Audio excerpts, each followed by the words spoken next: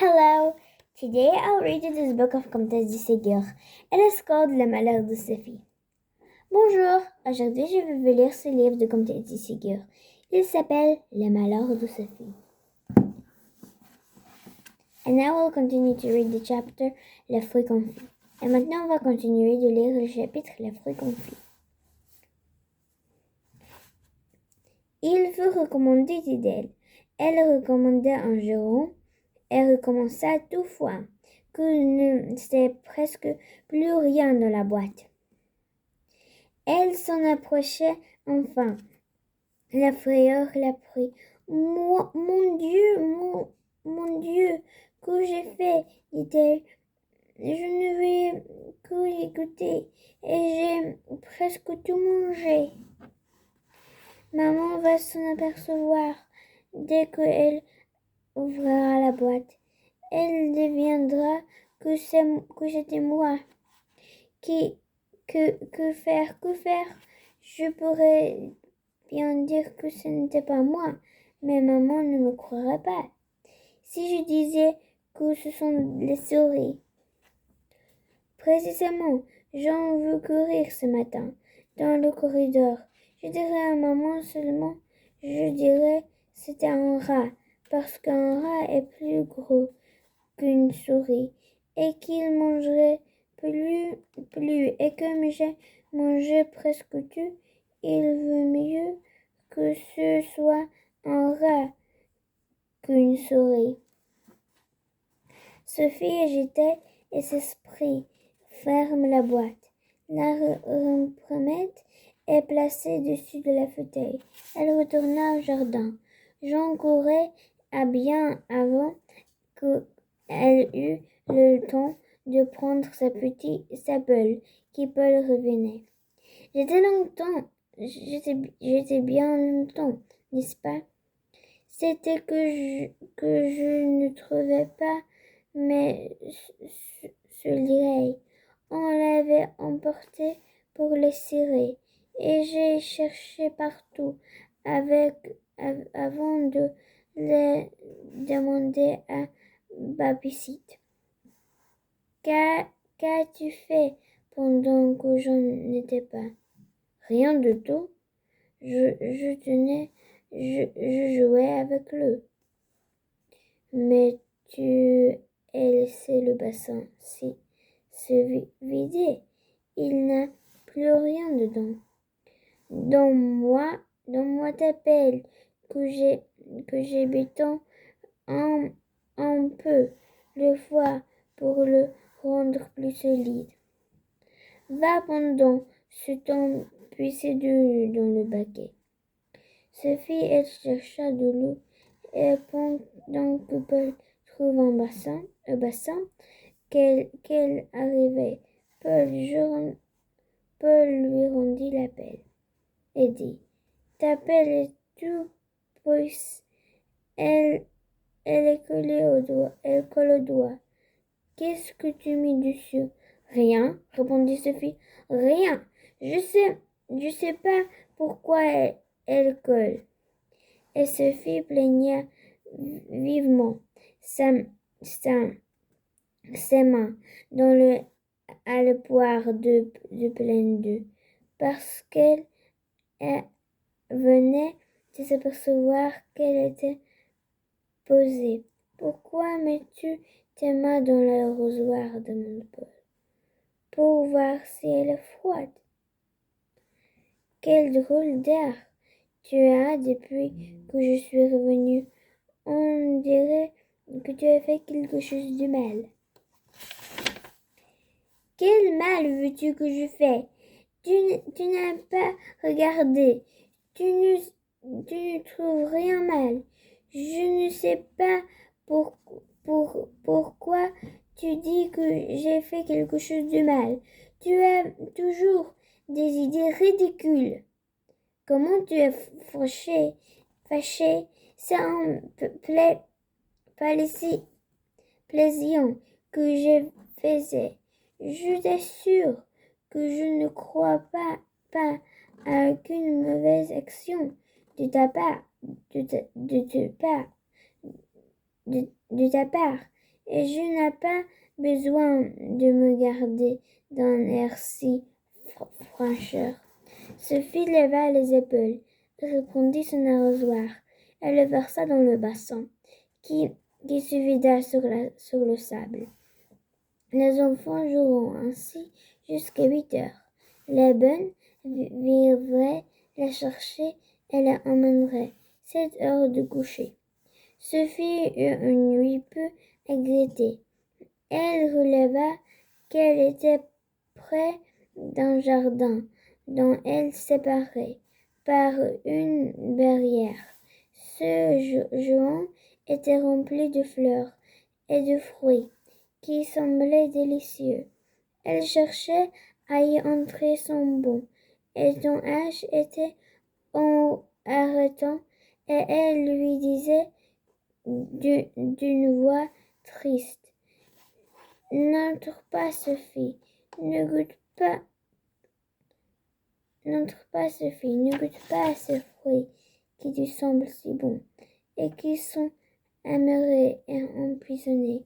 Ne sont pas ces fleurs qui paraissent si belles, et qui reprennent une odeur en effet et empoisonnée.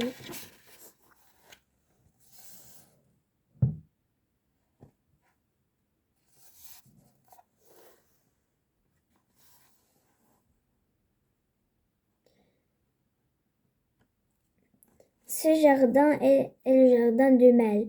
Laisse-moi te mener dans le jardin de bien.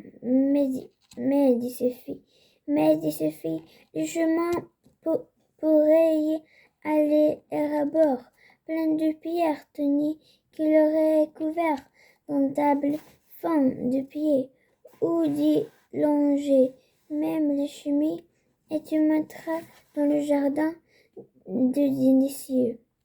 Leur chemin menait au lieu de souffrance et de la tristesse. Tu y es mauvaise.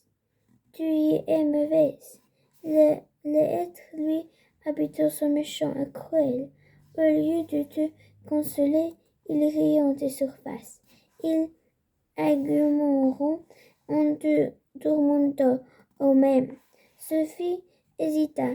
Elle regardait Dorian compléter des fleurs. Elle allait semblant en l'ombrage. Puis jetait un coup d'œil à le chemin de rebours. Elle prenait que sa bonne hache dans le jardin. L'Angis le croya. Reviens, Sophie. Je t'attends à la barrière. J'attends ton coup à ta mort. Et si jamais tu reviens à moi, je te mènerai au jardin de délices par le chemin à moi. Je te mesure que tu y avancerais. Sophie n'écouta pas la voix de sa bonne hanche de loi à Fonce, et lui signait d'avant. Elle a cru il en était en rayon, et se mirent les unes à penser et les autres à lui jeter du sable dans les yeux. Sophie se débarrassa d'eux avec le plan d'étoignant. Elle cueillit les fleurs et aperça les tourmenter. Elle rentra l'odeur au frayon, et elle avança en vaille des arbres chargés, plus beau de fruits, et y goûta.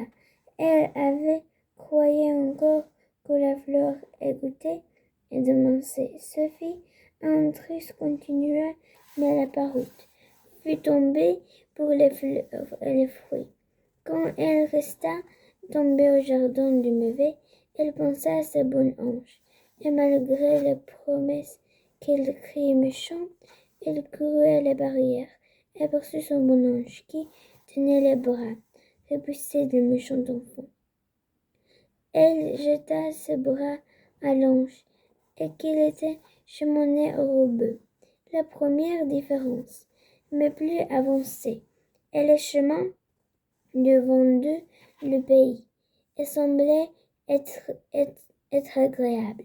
Mais elle entrait dans le jardin bien que lorsqu'elle savait était à barguer de souris. Elle pensa longtemps.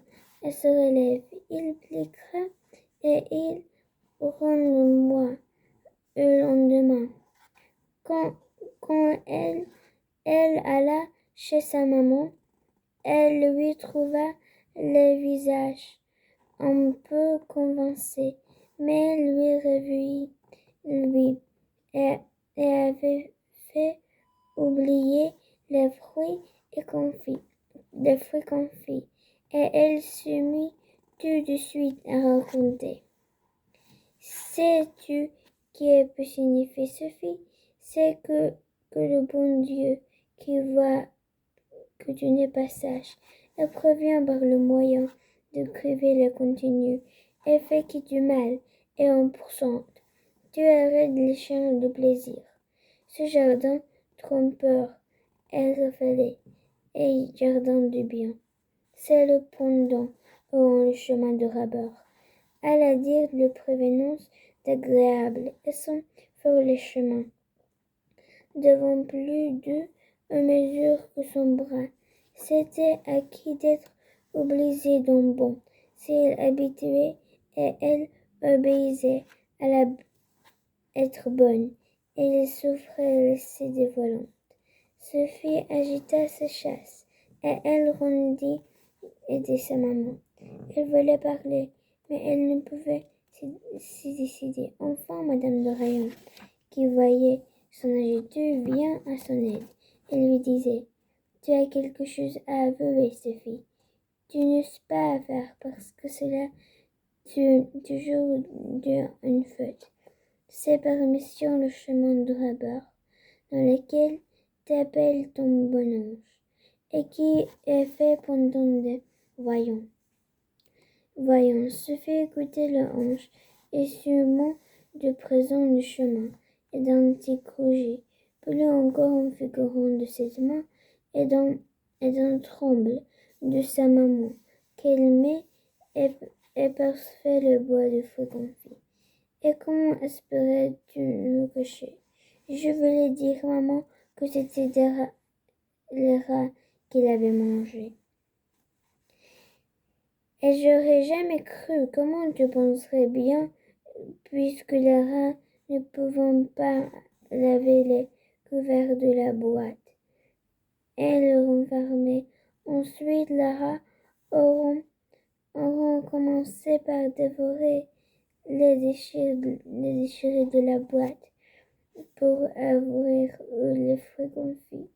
De ne plus les rats avons le besoin d'approcher une feuille, et j'étais entendu l'entrée. Comment vous avez vu que j'avais tiré les feuilles? Comment tu avais oublié de l'être? C'est la première chose que je veux hier. Et quand cher moi, j'ai compris que c'était toi, surpris que tu l'aies gardé la boîte, et l'ouvrit est presque vide. Tu vis comme tu es à bien fait de m'avouer ta faute. Tes messages Orion. Et puisque tu, tu étais à laquelle, et pendant punir plus sévèrement, pour le recommander. Enfin faisait avant tout n'aurait pas la punition de me manger de fruits confits, plus qu'ils rêveront. Sophie baisa la main de sa maman qui l'embrassait et rôtait dans sa chambre, où Paul attendait à déjeuner. Qu'as-tu donc, Sophie? Tu as les yeux rouges. C'est que j'ai pleuré.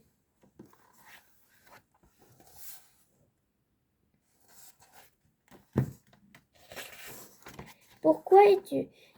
Est-ce que ma tante t'a grondé? Non, mais j'ai honteuse de lui avouer une mauvaise chose que j'ai fait hier. Quelle mauvaise chose? Je n'ai rien vu, moi, parce que je me suis cachée de toi.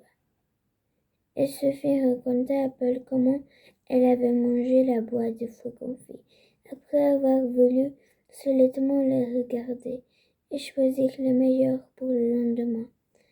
Paul lut beaucoup Sophie, et elle d'avoir avoué à sa maman. Comment es-tu courageux? Es-tu courageuse? Dit-elle. Sophie lui raconta alors son rêve et comment sa maman lui avait expliqué. Depuis ce jour, Paul, Paul et Sophie parlaient souvent de ce rêve et l'aida à être obéissent à Esbon. Hope you enjoyed House Reading. Bye! J'espère que vous avez aimé comme je l'ai. Au revoir!